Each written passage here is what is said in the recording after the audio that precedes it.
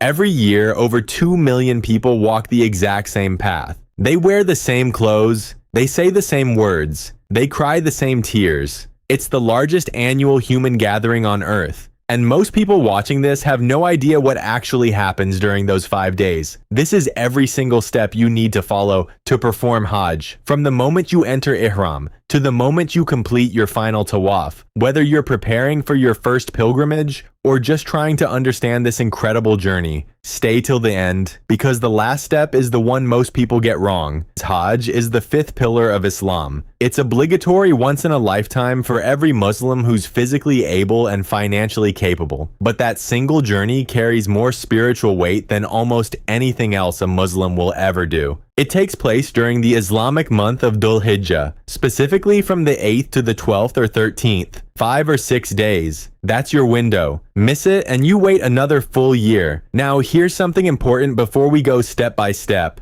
There are 3 types of Hajj: Hajj al-Tamattu, Hajj al-Qiran, and Hajj al-Ifrad. The most commonly performed and the one Prophet Muhammad, peace be upon him, recommended for his companions is Hajj al-Tamattu. This is the type we'll walk through today.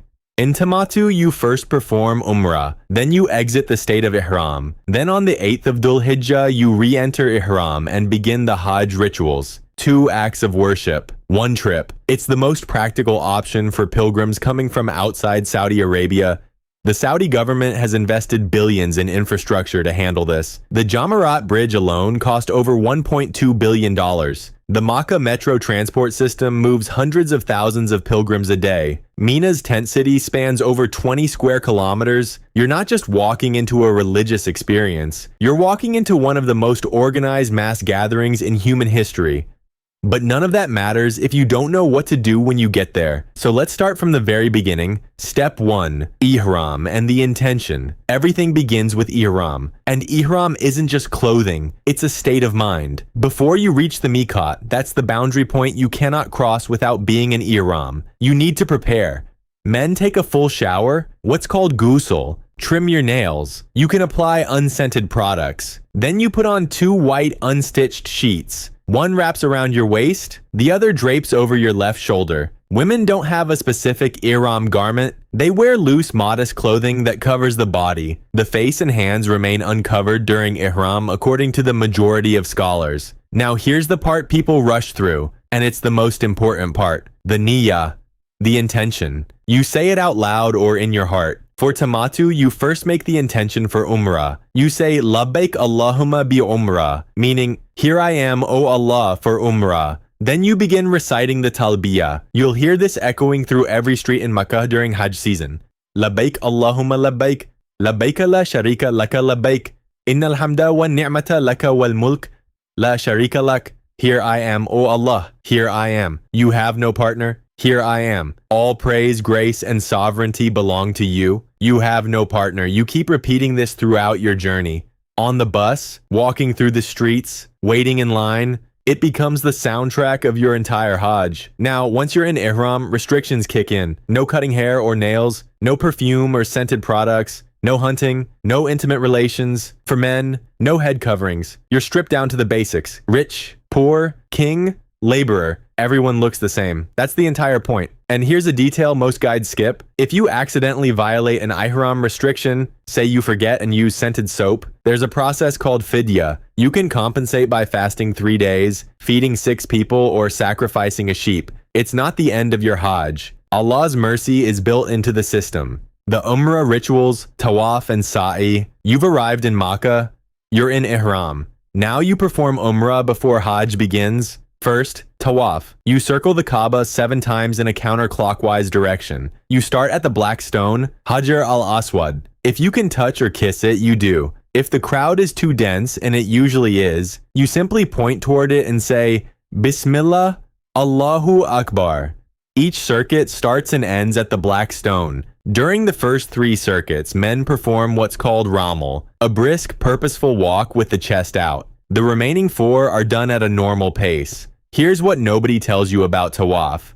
It's emotional. You're walking where Ibrahim, peace be upon him, stood, where the Prophet Muhammad, peace be upon him, walked. And you're doing it shoulder to shoulder with people from every country on earth. Some are whispering prayers. Some are openly weeping. There's no script for what you feel in that moment. There's no specific dua required during Tawaf. You can recite Quran. You can make personal dua in any language. The only recommended supplication is between the Yemeni corner and the black stone. Rabbana atina fid dunya hasana wa fil akhirati hasana wa qina adhab an-nar.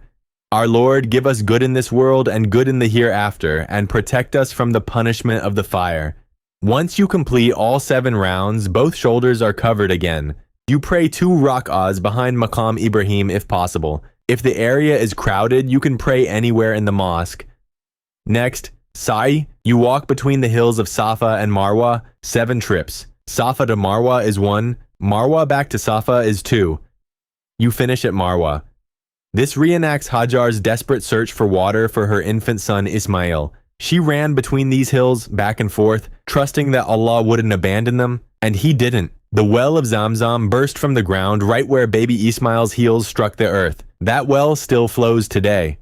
Millions drink from it every year. Between the 2 green markers along the Sa'i path, men are recommended to jog lightly. Women walk at their normal pace throughout. After completing Sa'i, men shave or shorten their hair. Women trim roughly a fingertip's length. And with that, your Umrah is complete. You exit Ihram. You can wear normal clothes again. You wait in Makkah for the 8th of Dhul Hijjah. But the easy part is over. What comes next? The 5 days of Hajj will test everything you have. Day 1 of Hajj, Yawm al-Tarwiyah / Mina. The 8th of Dhul Hijjah, Yawm al-Tarwiyah, the day of quenching. Historically, this was when pilgrims filled their water containers for the days ahead.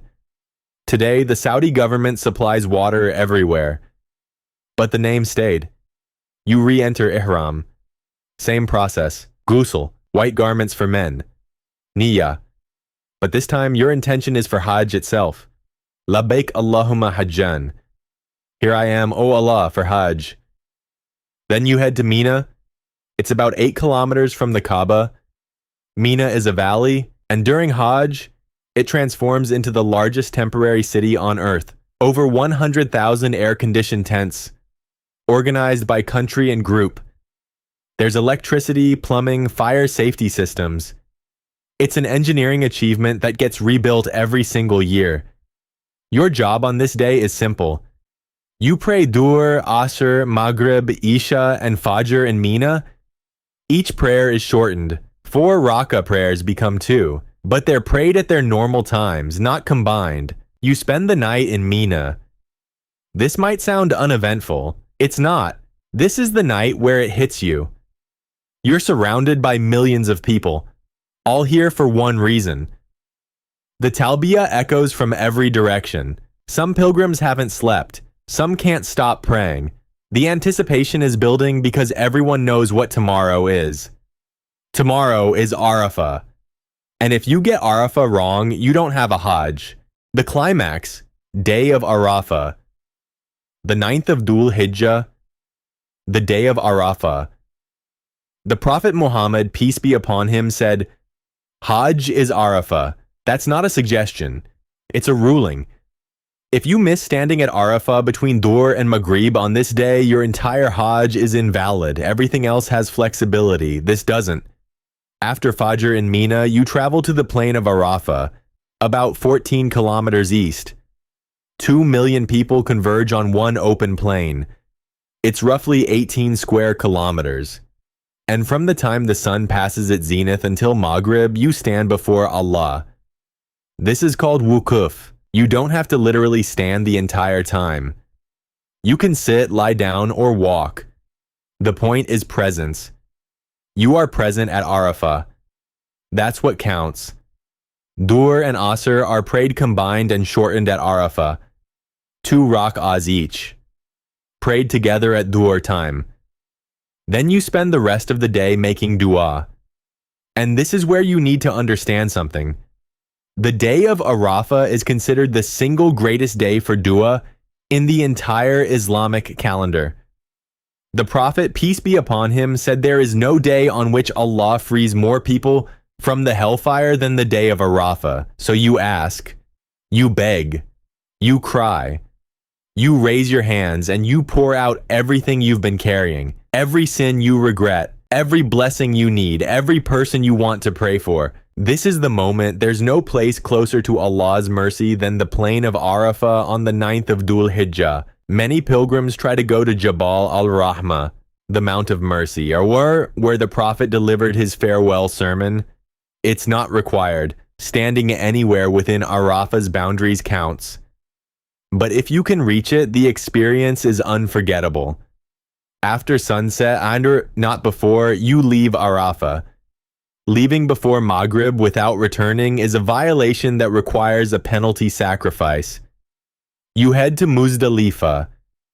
And what happens at Muzdalifah will prepare you for the most physically demanding day of the entire Hajj. Muzdalifah and the 10th of Dhul Hijjah. Muzdalifah is an open plain between Arafah and Mina. You arrive after sunset. You pray Maghrib and Isha combined and shortened. Then you sleep under the open sky. No tents here, no air conditioning. Just the ground, your Ihram, and the stars above you.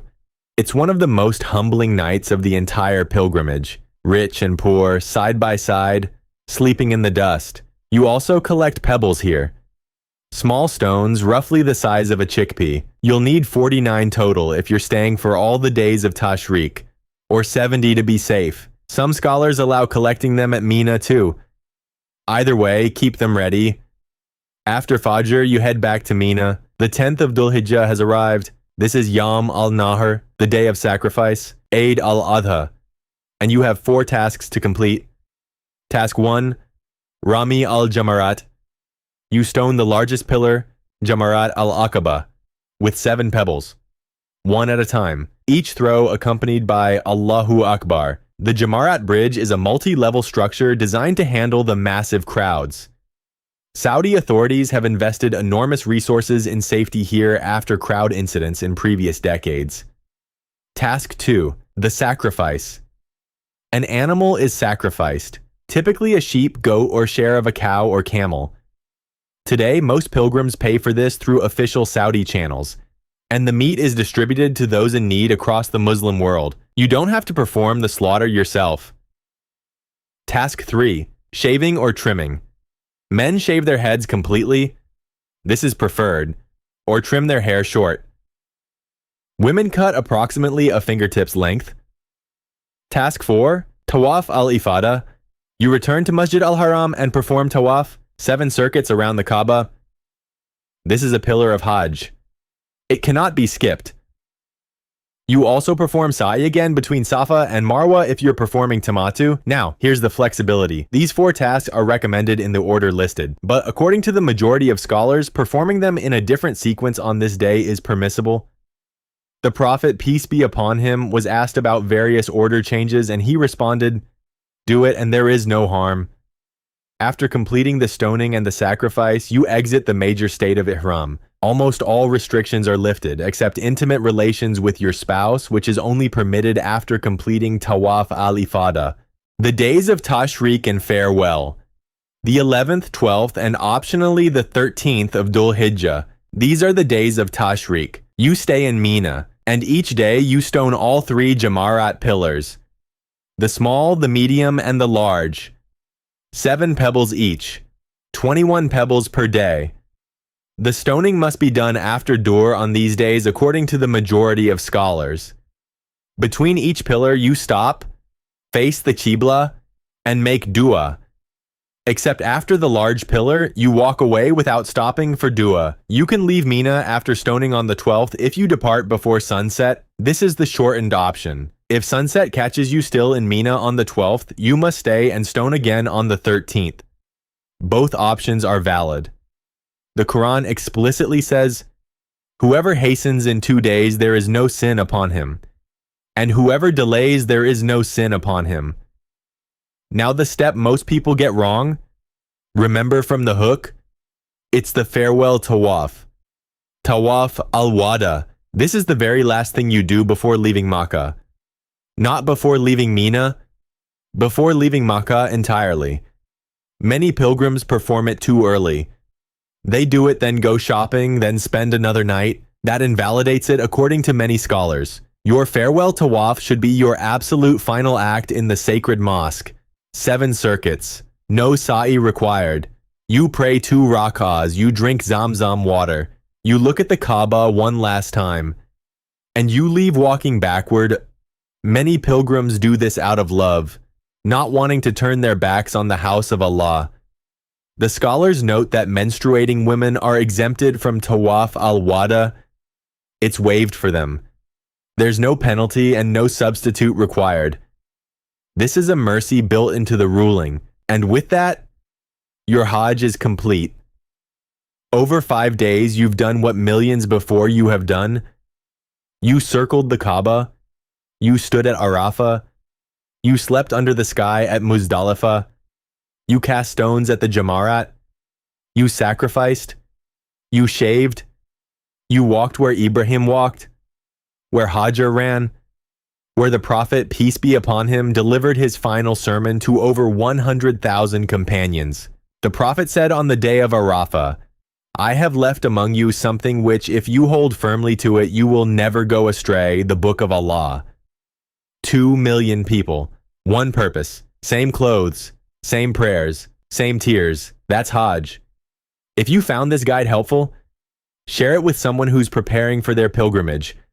One share could help a first-time pilgrim feel prepared instead of overwhelmed. And if you want to understand the spiritual dimensions behind each of these rituals, why we circle 7 times, why Hajjar's story still echoes through the Sa'i corridor, why Arafah is compared to the Day of Judgment, that video is coming next. Subscribe so you don't miss it.